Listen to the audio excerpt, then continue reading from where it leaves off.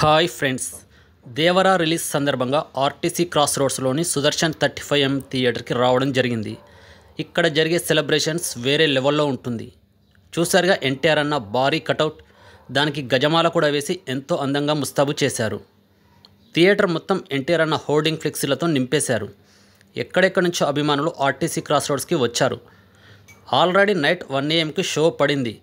బొమ్మ hit talk తెచ్చుకోవడంతో అభిమానులు celebration ఓ రేంజ్లో చేస్తున్నారు.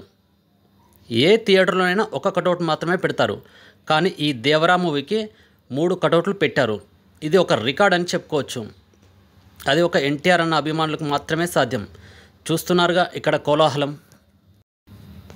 కానీ ఇక్కడ అనుకోని సంఘటన జరిగింది.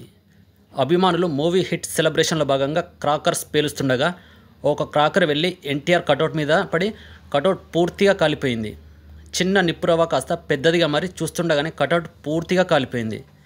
సమయానికి ఫైర్ సిబ్బంది వచ్చి మంటలను ఆర్పేశారు. ఈ ఘటనలో ఎవరికి ఎటువంటి ప్రమాదం జరగలేదు. కానీ నిప్పుతో చెలగాటం ఆడొద్దు ఫ్రెండ్స్, అది కాల్చివేస్తుంది.